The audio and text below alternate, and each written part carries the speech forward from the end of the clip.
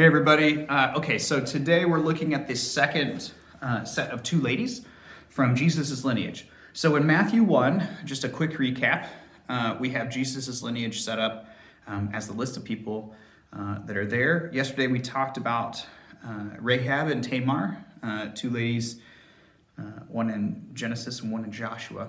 And so today we're looking at the other two in Jesus' lineage. We're looking at Bathsheba and Ruth, and we're actually going to start with Ruth, and that comes from the book of Ruth. Go figure. And Ruth's story is a pretty interesting one. So Ruth is not actually an Israelite. She marries an Israelite named Elimelech. That's a mouthful. And his mother-in-law Naomi, and they all decide to move away from Israel into Moab. So there, both the sons die, and so Ruth's husband dies, and then Ruth actually had a brother-in-law and sister-in-law, and the brother-in-law dies. And at this point, Naomi, who is the only Israelite amongst them, decides she's going to head home. And but she has nothing to her name. Her husband's dead. She has no sons. Everything is just falling apart for her. So, like, culturally, she has absolutely nothing going for her. And so she tells the two women to go ahead and go back to their own families, and Ruth says, "No, I'm staying with you." And that's a pretty remarkable thing to happen at this point, because Ruth doesn't know, she's just barely known Naomi. And so they go back to Israel, and there they run into one of the other people from the tribe, from Naomi's tribe. So they call him a relative, but there's not like a direct relation. And his name is Boaz. And so Boaz allows the women to glean the edges of the field after the harvest has happened. So after the harvest, the big group of guys come through, they harvest, and Boaz actually begins to, I think, take a fancy to Naomi. I'm going to use the words "take a fancy." Where did that come from? Anyway, and so in the middle of this, he begins to tell some of the people who are harvesting to leave extra so that Naomi and Ruth have plenty of food. Anyway, so back and forth, Naomi's like, "I think he likes you," or Ruth is like, "I think he likes you," and Naomi's like, "I don't know."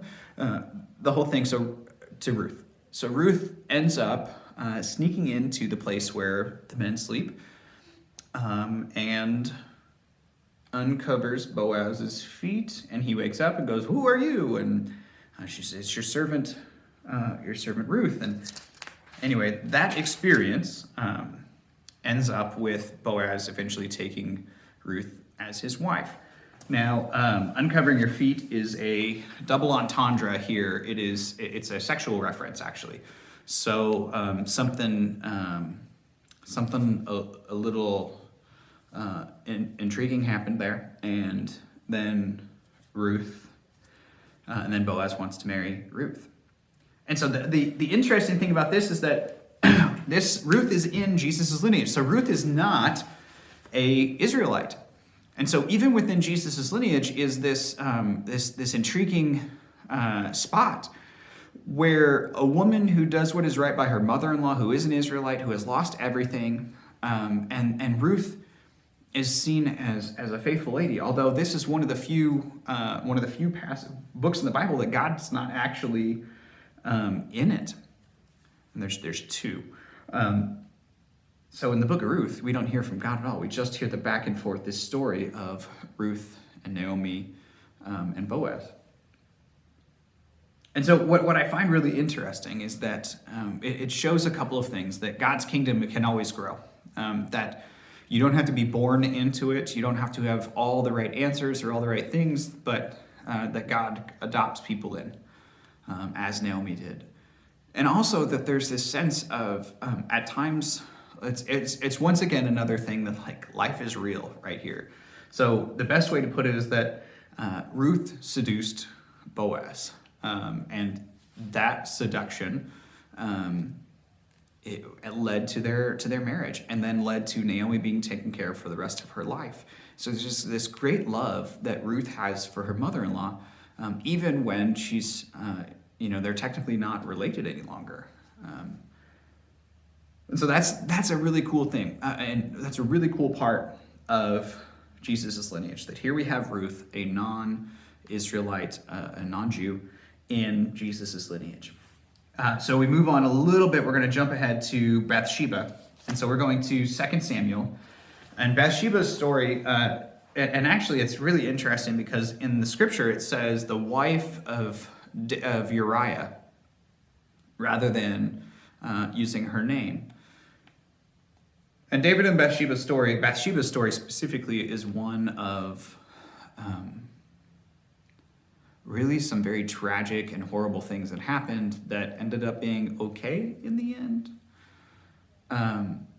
So Uriah was one of David's generals, and the men are off to war, and most of the time, the king is with the warriors, but he's not at this point. And so he is at home. The king's house is the tallest, and he sees down onto one of the bathing floors of Bathsheba. Before you say this is Bathsheba's fault for bathing in public, she's bathing on her roof. So no one would have been able to see her except for the king. And so what he should have done immediately when he saw that she was bathing is he should have averted his eyes.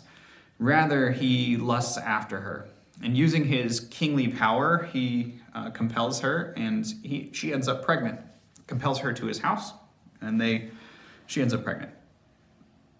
And his shame at being caught, or being close to being caught, he doubles down. He makes it worse. So David ends up sending Uriah to the front, and this was after he tried to convince Uriah to come home, sleep with his wife, so he could pretend like it was Uriah's baby the whole time. And Uriah refuses to go to his wife, because if his men can't go home to their wives, he's not going home to his, even though Uriah has been commanded to come back to town to be, because David asked him to. Anyway, so David ends up sending Uriah to the very front line and then ordering his other commander to pull their troops back so that Uriah is overwhelmed and killed. And he does.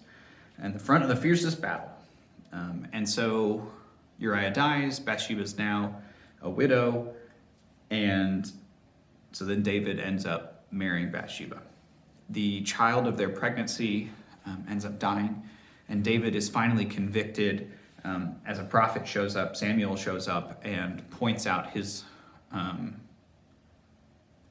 his horror all the different things that he's done wrong.